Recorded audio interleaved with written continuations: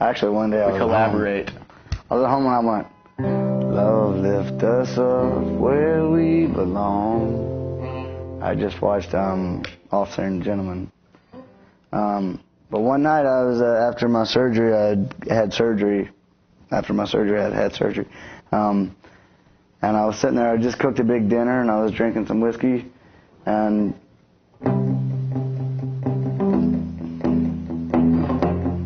kind of did like that. And I started writing lyrics, which by the time I'd finished the lyric, I was pretty far gone. And the next day I walked in the living room, my notebook was open, and the lyrics were written.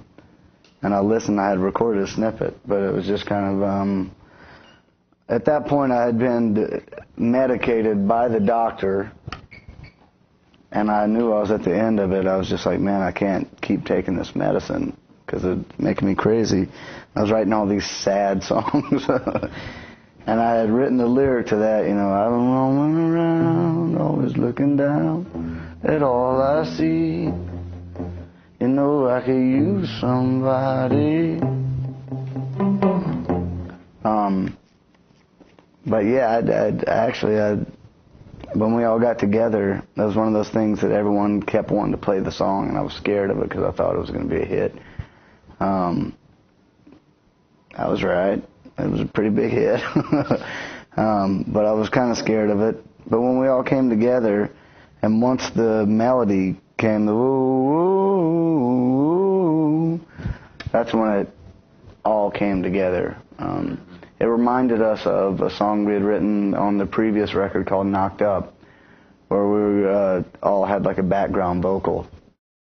I think this was the only time after that we had a background vocal.